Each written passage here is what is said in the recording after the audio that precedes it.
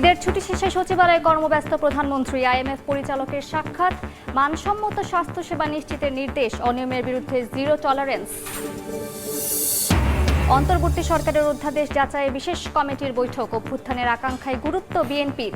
সংবিধান জুলাই পরিপন্থী সুপারিশ করবে না জামায়াত।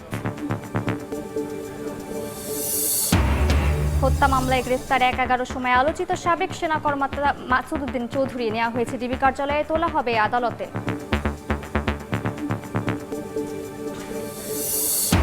পাম্পে পাম্পে আজও দীর্ঘ লাইন, বিক্রি বাড়ায় সংকট, বলছেন মন্ত্রী। চাহিদা মেটাতে আমদানিতে গতি, ৩ মাসে এসেছে প্রায় ১০ লাখ মেট্রিক টন জ্বালানি তেল।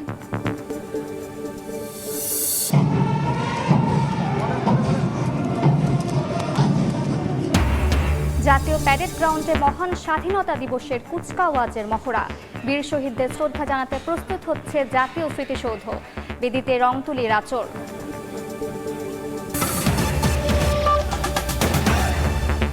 সময় সংবাদের সঙ্গে আছি আমি মালিহা সুহরওয়ার্দী।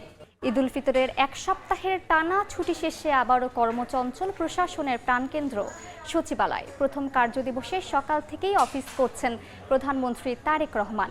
ঈদের আমেজ কাটিয়ে নিজ দফতরে কর্মব্যস্ত সময় পার করছেন প্রধানমন্ত্রী।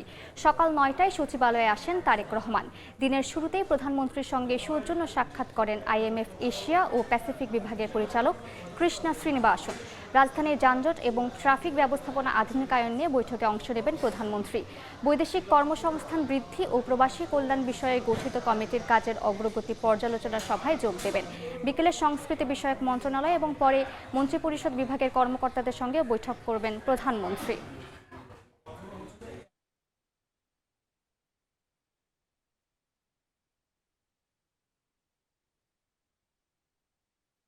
গত কয়েক যুগের পুঞ্জীভূত সমস্যা যদি ওভার দ্য নাইট আমরা চেষ্টাও করি, আমরা পারবো না। আমরা খুব সফল হয়ে গেছি এটাও আমি বলবো না, বাট আমাদের মধ্যে অনেকগুলি পরিবর্তনের যাত্রা বা সূচনা আমরা দেখতে পাচ্ছি। উপজেলা হাসপাতালগুলিতে অ্যাটেন্ডেন্স অবশ্যই স্বীকার করবেন আগের চেয়ে অনেক বেড়েছে। আমরা ক্ষমতা আসার পরে ডাক্তারদের উপস্থিতি বেড়েছে, ওষুধের সরবরাহ বৃদ্ধি পেয়েছে।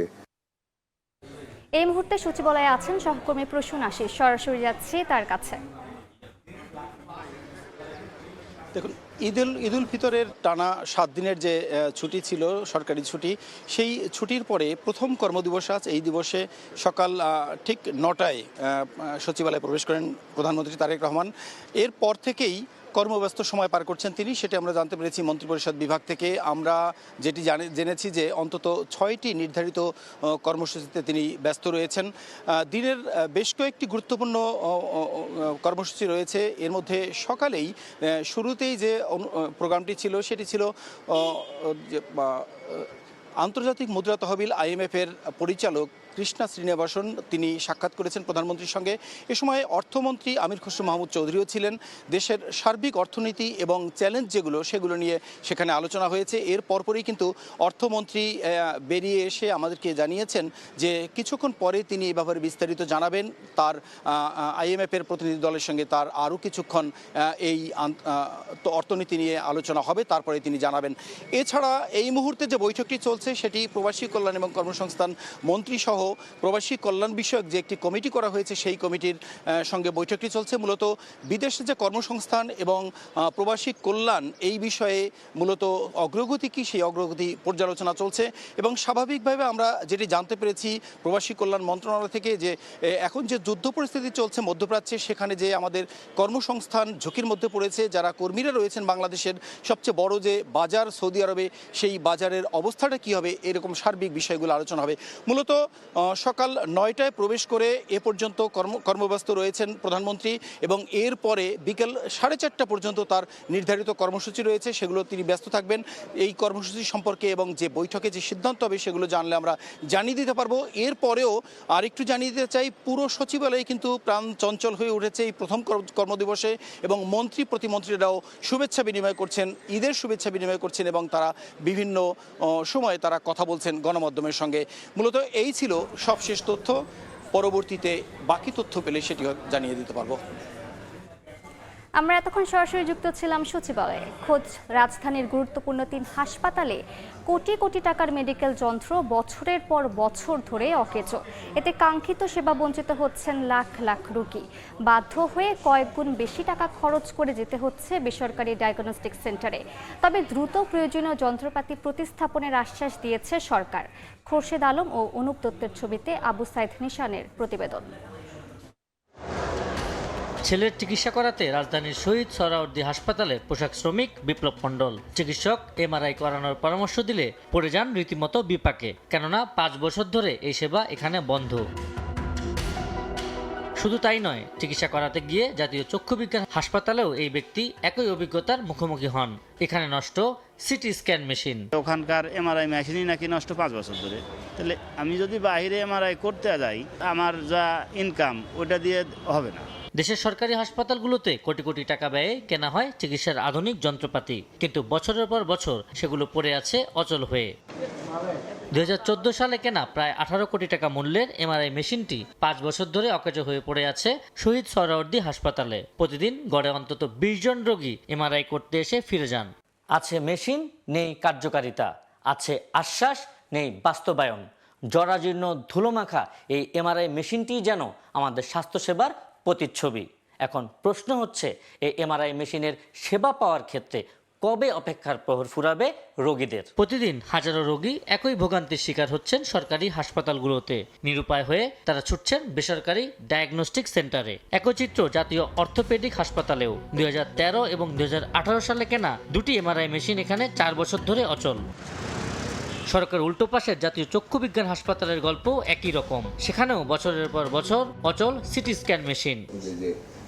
দ্রুতই এসব অচল যন্ত্র প্রতিস্থাপন করার কথা জানিয়ে স্বাস্থ্যমন্ত্রী বলছেন, ব্যক্তিগতভাবে লাভবান হতেও যন্ত্রপাতি অকেজো করে রাখেন অনেকে। প্রয়োজনীয় যে এমআরআই মেশিন বলেন, এক্সরে মেশিন বলেন, প্যাথোলজিক্যাল আইটেমস বলেন, যেখানে যেখানে গুরুত্বপূর্ণ জায়গায় নেই, আমরা অতি সত্বর এগুলি ম্যানেজ করার চেষ্টা করব। রুগ্ন স্বাস্থ্য খাতের পরিস্থিতি কবে সাধারণ মানুষের অনুকূলে আসবে, রোগী হয়রানি বন্ধে নতুন সরকার কি পদক্ষেপ নেবে, সেই প্রশ্ন গণমানুষের। আবু সাইদ নিশান, সময় সংবাদ, ঢাকা। অন্তর্বর্তী সরকারের 133টি অধ্যাদেশ যাচাই বাছাই বিএনপি অভ্যুত্থানের আকাঙ্ক্ষায় গুরুত্ব দেবে বলে জানিয়েছেন স্বরাষ্ট্রমন্ত্রী সালাউদ্দিন আহমদ। সংসদ ভবনে বিশেষ কমিটির প্রথম বৈঠকের আগে তিনি বলেন, জুলাইয়ের দায়মুক্তি অধ্যাদেশ গ্রহণ করবে সংসদ। সব বিষয়ে পর্যালোচনা করে সিদ্ধান্ত নেওয়া হবে। এর আগে জামায়াতে ইসলামের সিনিয়র নায়েব আমির মুজিবুর রহমান জানান, সংবিধান ও জন আকাঙ্ক্ষার পরিপন্থী কোনো অধ্যাদেশে সুপারিশ করবে না তার দল। সংসদ অধিবেশনের প্রথম দিনেই অধ্যাদেশ যাচাই বাছাই 14 সদস্যের একটি বিশেষ কমিটি গঠন করা হয়। কমিটির সভাপতি জয়নাল আবদিন।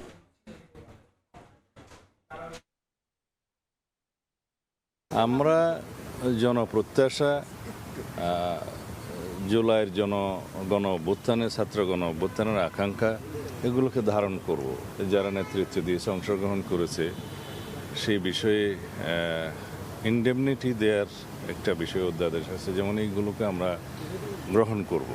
যেগুলোতে বিস্তারিত আলোচনা করে আমরা কোনটা কিভাবে গ্রহণ করা যায়, কোনটা সংশোধনী সহ গ্রহণ করা যায়, অথবা কোনটা আমরা হয়তো বিলম্বে আরও সংশোধনী আনতে হবে, সেটা ওভাবেই ফয়সালা করতে হবে। 1-11 সময় আলোচিত সাবেক সেনা কর্মকর্তা মাসুদ উদ্দিন চৌধুরীকে গ্রেফতার করেছে ঢাকা মহানগর গোয়েন্দা পুলিশ। সোমবার দিবাগত রাতে রাজধানীর বাড়িধারা ডিওএইচএস এলাকার একটি বাসা থেকে গ্রেফতারের পর তাকে ডিবি কার্যালয়ে নেওয়া হয়। দুপুরের পর আদালতে হাজিরের কথা জানিয়েছে গোয়েন্দা পুলিশ। ডিবি বলছে, হত্যা মামলায় গ্রেফতারি পরোয়ানা, মানব পাচার সহ 4 মামলার আসামি মাসুদ। এসব মামলাতেও তাকে গ্রেফতার দেখানো হবে। 2007 সালে সেনাবাহিনীর 9ম ডিভিশনের জিওসির দায়িত্বে ছিলেন মাসুদ উদ্দিন। 11-এর পট পরিবর্তনের অন্যতম প্রধান ভূমিকায় ছিলেন তিনি। 2008 সালে মাসুদ উদ্দিন অস্ট্রেলিয়ায় বাংলাদেশের হাইকমিশনার নিযুক্ত হন। এরপর ক্ষমতায় এসে 3 দফায় তার চাকরির মেয়াদ বাড়ায় আওয়ামী লীগ সরকার। 2018 সালে জাতীয় পার্টিতে যোগ দিয়ে একাদশ সংসদ নির্বাচনে ফেনী 3 আসন থেকে সংসদ সদস্য নির্বাচিত হন সাবেক এই সেনা কর্মকর্তা। জ্বালানি তেলের জন্য আজও পাম্পে পাম্পে দীর্ঘ লাইন। এই মুহূর্তে রাজধানীর আসাদ গেটে আছেন সহকর্মী সাইফুল ইসলাম এবং খুলনায় আছেন তানজিম আহমেদ। শুরুতেই যাচ্ছি সাইফুলের কাছে। সকাল থেকে আমার পিছনে যে মানুষগুলো দেখা যাচ্ছে, তারা কেউ কেউ ভোর থেকে আবার কেউ সকাল থেকে কিন্তু এই লাইনে দাঁড়িয়েছে শুধুমাত্র 2 লিটার 3 লিটার বা স্বল্প পরিমাণে তেলের জন্য।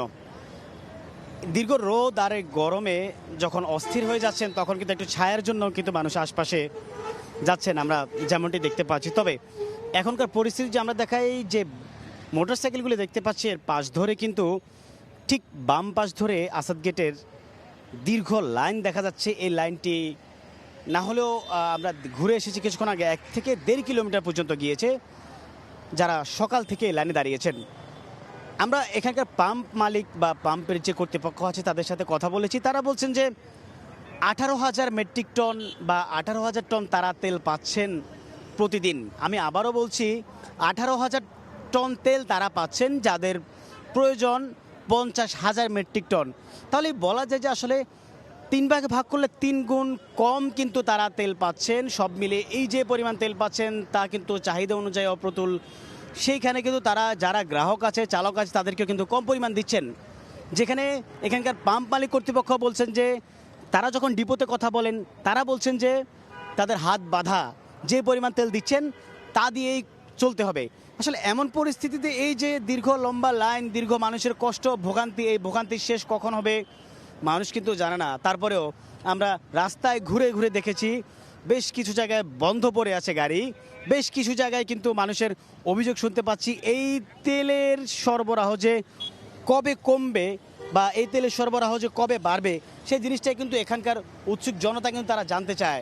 সব কিছু মিলিয়ে যে এই দুঃখ দুর্দশা থেকে মুক্তি চায় তারা। তেলের পাম্পের বা তেল সরবরাহের পরিস্থিতি জানতে খুলনায় আমাদের আরেক সহকর্মী আছেন তানজিম, যাচ্ছি তার কাছে। খুলনায় অবস্থিত পদ্মা, মেঘনা, যমুনা 3টি তেলের ডিপো থেকে তেল সরবরাহ কার্যক্রম চলমান থাকলেও সেটি ফিলিং স্টেশনগুলোর যে চাহিদা সেই তুলনায় কম। আমরা খুলনার প্রেক্ষাপট যদি জানিয়ে রাখতে চাই, এই মুহূর্তে আমরা নগরীর পাওয়ার হাউস মোড়ে রয়েছি। সেখানে একই স্থানে রাস্তার 2 পাশে 2টি পাম্প রয়েছে। এর একটি সিটি কর্পোরেশন পরিচালিত যে ফিলিং স্টেশন, সেখানে আসলে সকাল থেকেই তেল নেই, অর্থাৎ তাদের যে চাহিদা যে প্রয়োজনীয় তেল সেই তেল না আসাতে এই পেট্রোল পাম্পটি বন্ধ রাখা হয়েছে। এবং ঠিক এর পাশেই আসলে আরেকটি ফিলিং স্টেশন রয়েছে, সেখানে কিছু তেল রয়েছে এবং এর কারণে কিন্তু এখানে দীর্ঘ যানবাহনের সারি আমরা দেখতে পাচ্ছি। অর্থাৎ আমরা যদি দেখাতে চাই যে মোটরসাইকেল সহ 2 পাশে প্রাইভেট অন্যান্য যানবাহনেরও আসলে এখানে তারা সারিবদ্ধভাবে দাঁড়িয়ে রয়েছেন তেলের অপেক্ষায়। এবং যে তেল দেওয়া হচ্ছে আসলে সেটিও এই যানবাহনের চাহিদার তুলনায়, প্রয়োজনীয় তুলনায় কম। এতে ক্ষোভ প্রকাশ করেছেন তারা। তবে এবং ফিলিং স্টেশন যারা মালিক রয়েছে, মালিক পক্ষের সাথে আমাদের কথা হয়েছে, তারা বলছেন তাদের যে চাহিদা এবং প্রয়োজনীয় তেল সেটি না পাওয়া এবং দীর্ঘ সময় অপেক্ষার পরে আসলে তেল মেলায় তাদের বিভিন্ন সময় এই স্টেশনগুলো বন্ধ রাখতে হচ্ছে। এবং কার্যত অনেক ফিলিং স্টেশন জ্বালানি তেল শূন্য অবস্থায় রয়েছে, যানবাহন চালকরা এসে ফিরে যাচ্ছেন। খুলনায় যে পদ্মা, মেঘনা, যমুনা ফিলিং স্টেশন রয়েছে সেই স্টেশনগুলো থেকে আসলে খুলনা বিভাগের 10টি জেলার পাশাপাশি বৃহত্তর ফরিদপুরেরও বিভিন্ন জেলায় তেল যায় এবং সে কারণে আসলে ধীর গতির কারণে তেল পেতে ভোগান্তিতে পড়তে হচ্ছে বলে আমাদেরকে যারা সংশ্লিষ্ট রয়েছেন তারা জানিয়েছেন। তো খুলনা থেকে ফিলিং স্টেশন তেল সরবরাহ এবং তেলের চাহিদার যে খবর আমার কাছেই ছিল সর্বশেষ। আমরা এতক্ষণ সরাসরি যুক্ত ছিলাম খুলনায়, এর আগে যুক্ত ছিলাম রাজধানীর আসাদ গেটে। হঠাৎ জ্বালানি তেলের চাহিদা বেড়ে যাওয়ায় সংকট দেখা দিয়েছে বলে জানিয়েছেন বিদ্যুৎ ও জ্বালানি মন্ত্রী। সকালে সচিবালয়ে কথা বলেন তিনি। সরবরাহ ঠিক রাখতে প্রয়োজনের অতিরিক্ত তেল না নেওয়ার আহ্বান জানান মন্ত্রী। হঠাৎ করে মানুষ হুমড়ি খেয়ে পড়ছে পেট্রোল পাম্পে। আমরা তো একটা প্রসেসের পেট্রোল পাম্প চলে, আমরা যেভাবে তেল দিয়ে সেভাবে দেয়, সেই নিয়মের এখন ভেঙে পড়ছে সেই নিয়মটা।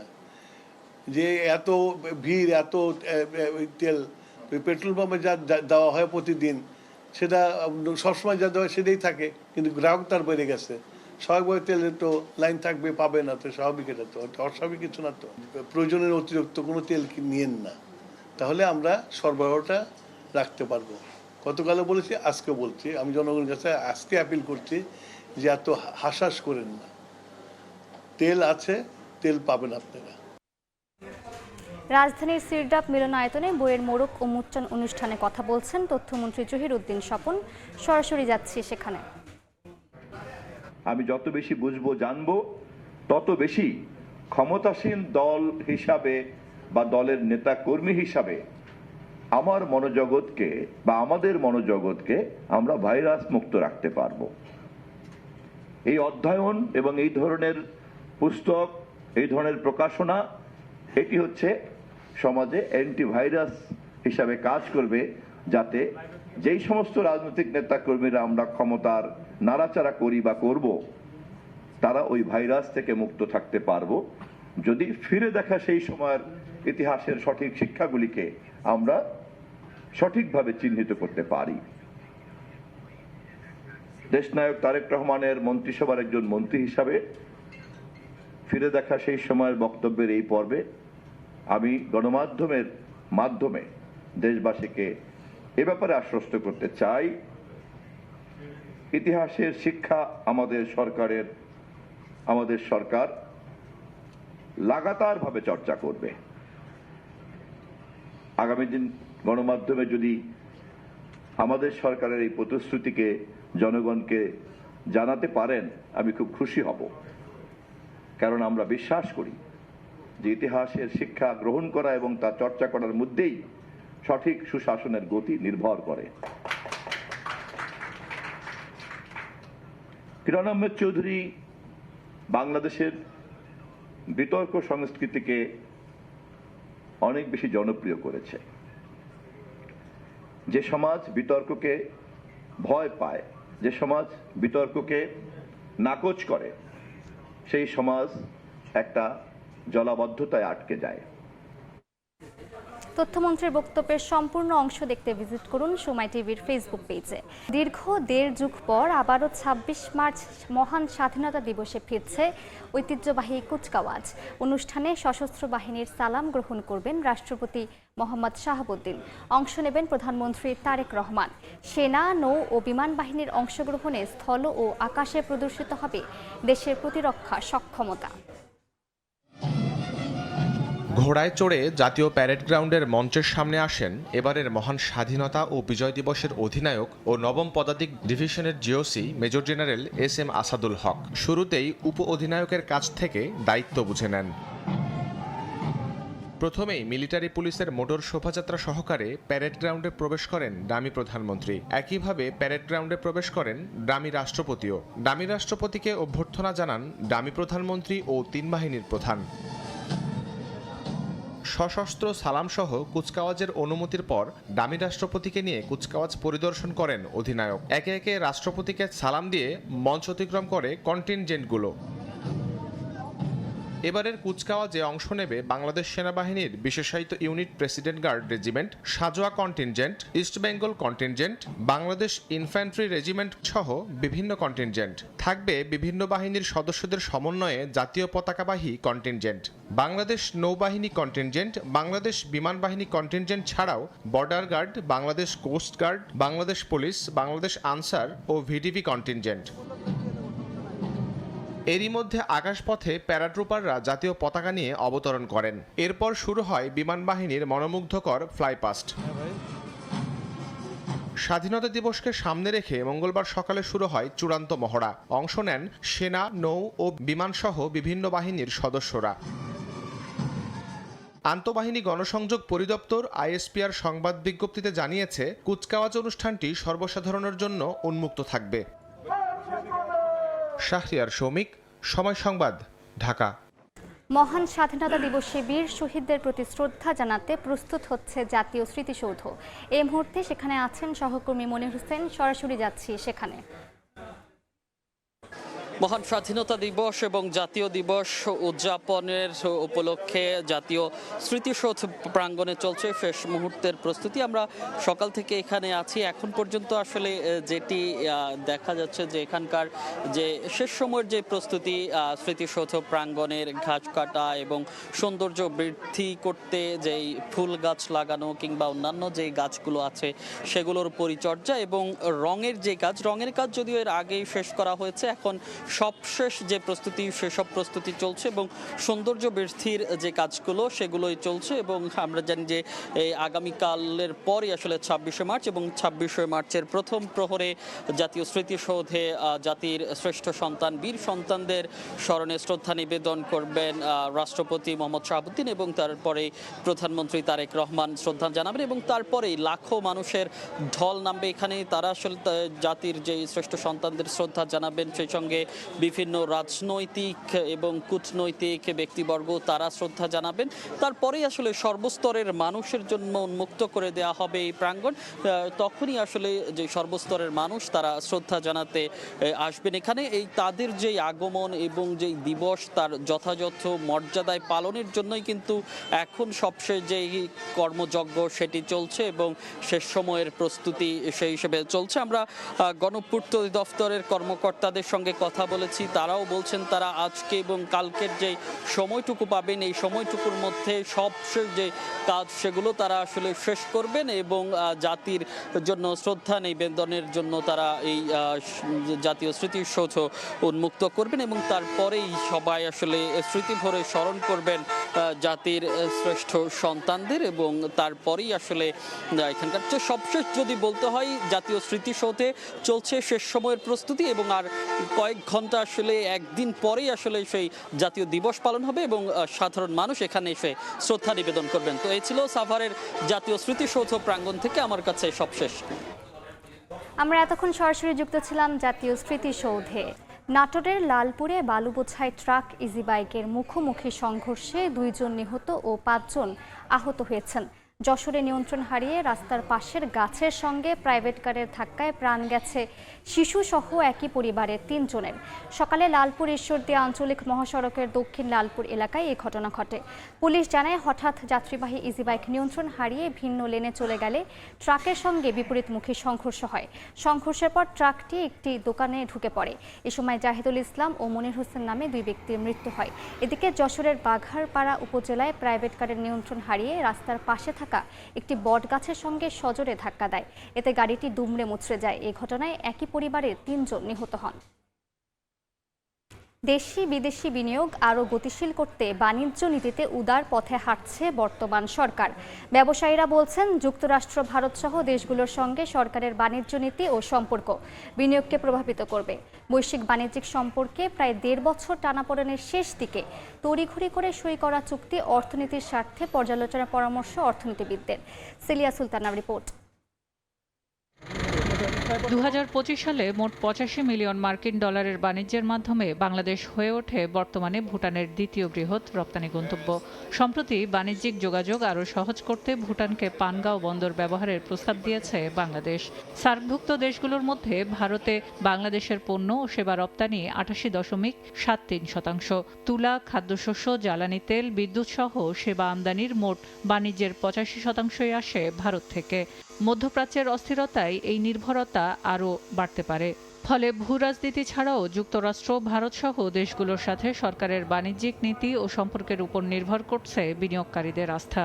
ওনাদের একদম ক্লিয়ার একটা রূপরেখা ডেফিনেটলি আমরা আশা করব যে ওনারা তুলে ধরবেন, কেননা এই নেগোসিয়েশনের মাধ্যমে কিন্তু বাংলাদেশের অপরচুনিটিগুলো ওপেন হবে। বাণিজ্য সচিব জানান, ব্যবসায়ীদের আস্থা তৈরিতে বিনিয়োগে উদারীকরণে গুরুত্ব দিচ্ছে সরকার। আমরা দ্বিপাক্ষিক এবং বহুপাক্ষিক চুক্তি কতগুলো সম্পাদন করেছি, এর মধ্যে আমরা বিনিয়োগের ব্যবস্থাও আছে। এদিকে 1.5 বছরে যখন বেসরকারি খাতে বিনিয়োগ স্থবির ও প্রায় 1.5 লাখ মানুষ কর্মহীন, তখন অন্তর্বর্তীকালীন সরকারের শেষ দিকে তড়িঘড়ি করে যুক্তরাষ্ট্রের সাথে নন ডিসক্লোজার এগ্রিমেন্ট, বন্দর পরিচালনায় পতেঙ্গার লালদিয়া টার্মিনাল ডেনমার্কের কোম্পানিকে 33 বছরের জন্য, পানগাঁও টার্মিনাল 22 বছরের জন্য সুইজারল্যান্ড কোম্পানিকে ও চট্টগ্রাম বন্দরের নিউমোরিং কন্টেইনার টার্মিনাল আরব আমিরাতকে দেওয়া হয়। দেশের স্বার্থে এসব চুক্তি পুনরায় পর্যালোচনার পরামর্শ অর্থনীতি বিশ্লেষকদের। ইন্টারিম সরকারের সময় অনেক ডিসিশন নেওয়া হয়েছে যার রেজাল্ট এখনো আসেনি, ওগুলো এখন আসবে। যখন রেজাল্ট আসবে সেই বার্ডেন কি নতুন সরকার নেবে? কেন নেবে? এছাড়া কর্মসংস্থান সৃষ্টি ও প্রবৃদ্ধি অর্জনে সরকারি বন্ধ কলকারখানা চালু ও বেসরকারি বন্ধ কারখানায় উৎপাদনশীলতায় ফেরাতে জোর দিচ্ছে সরকার। সেলিয়া সুলতানা, সময় সংবাদ, ঢাকা। 40 বছর ধরে অসংখ্য খুশির মিছিলে ছিল আইডিএলসি, থাকবে আগামীতেও। রাজধানীর কলেজ গেটে একটি ক্লিনিকে স্বাস্থ্য অধিদপ্তরের অভিযান শেষে ব্রিফিং চলছে, সরাসরি যাচ্ছি সেখানে। বাকি মানুষ আপনার যদি আজকে সব বন্ধ করে দিই তাহলে কোথায় যাবে, সেটি একটি প্রশ্ন। আরেকটি প্রশ্ন আছে যে এই জায়গাগুলোতে যারা এমপ্লয়ি এরাও কিন্তু আমাদেরই লোক, বাংলাদেশেরই লোক, ওরাও কাজ করে খাচ্ছে। তো এই সবগুলোই জটিলতা আছে আমাদের, কিন্তু যেহেতু মানুষ টাকা দিয়ে সেবা নেবে এখানে ছাড় দেওয়ার সুযোগ নেই। আগে কি হয়েছে সেগুলো এখন বলার আসলে প্রশ্ন নেই। আমরা নতুন সরকারের বয়স হয়েছে মাত্র 1 মাস। আর যেটি বললেন যে আপনারা বলার পরে আমরা এসেছি, আসলে একটা ছুটিও ছিল এই সময়ে, তো আমরা আজকেই আমাদের প্রথম অফিস ডে। জি, সরকারি হাসপাতালে সেবা, যত মানুষ সেখানে সেবা নিতে যায় সে পরিমাণ সেখানে সেবা দেওয়ার সুযোগ নাই প্রথমত। দ্বিতীয়ত হচ্ছে তার মানে কিছু মানুষকে বাইরের সেবা নিতেই হবে। এই যে দালাল চক্র ঢোকে, তারা এই মানুষগুলো কোথাও না কোথাও বেসরকারিভাবে চিকিৎসা তাদেরকে নিতেই হবে। সুতরাং সরকারি হাসপাতালে যে ফ্যাসিলিটি আমাদের আছে সেটা বাড়াতে পারলে ভালো। বেসরকারিগুলোকেও যদি আমরা মানে ফেরাতে পারি সেটা নিশ্চয় আমাদের একটা বড় উদ্যোগ হওয়া উচিত।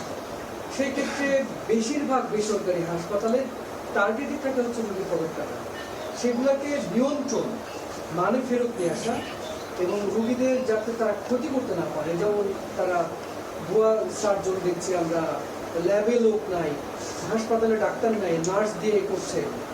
মান নিয়ন্ত্রণের বিষয়টা আপনারা কতটা করতে পারবেন বা সেটা কতটা চেষ্টা করছেন? ঈদ আনন্দ উদযাপনে বিনোদন কেন্দ্রগুলোতে আজও ভিড় করছেন দর্শনার্থীরা। এই মুহূর্তে মিরপুর চিড়িয়াখানায় আছেন রিপোর্টার মানিক মোহাম্মদ ওমর, সরাসরি চলে যাচ্ছি সেখানে।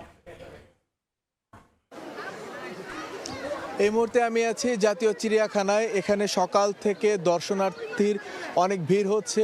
আমরা যে জায়গাটায় আছি সেইখানে হচ্ছে জিরাফের যে খাঁচা, সেখানে জিরাফের খাঁচাতে অনেক মানুষের আমরা ভিড় দেখতে পাচ্ছি। এই জায়গা থেকে একটু উপরে একটা অবস্থান আছে যেখান থেকে জিরাফকে সরাসরি দেখতে পাচ্ছে মানুষ খাঁচার উপর দিয়ে, সেজন্য এই জায়গাটাতে ভিড় তুলনামূলক বেশি। বাঘ এবং সিংহের পরেই আমার মনে হয় যে সবচেয়ে বেশি ভিড় হচ্ছে এই জিরাফের জায়গাটায়। আমরা যদি একটু দেখানোর চেষ্টা করি যে এখানে যে জিরাফগুলো আছে তার সাথে একটি বাচ্চাও আছে। মানুষের আগ্রহের কেন্দ্রবিন্দুতে আছে এই জিরাফগুলো এবং তাদের যে ছোট বাচ্চাটি আছে। আমরা একটি জিরাফের একটি পরিবার দেখতে পাচ্ছি, তাদের এখন খাবার সময়। জিরাফগুলো তাই খাঁচার ভেতরের দিকে আছে, যেখানে তাদের খাবার দেওয়া হয়েছে। সকাল থেকে আমরা দেখতে পাচ্ছিলাম যে দর্শনার্থী ভিড় করছে, লাইন বেঁধে সারি বেঁধে চিড়িয়াখানায় প্রবেশ করছে এবং সেটা এখনও অব্যাহত আছে। এখনও চিড়িয়াখানার দিকে মানুষ প্রবেশ করছে। এবারের ঈদ উল ফিতরে চিড়িয়াখানায় ব্যাপক জনসমাগম এবং দর্শনার্থীর ভিড় হয়েছে।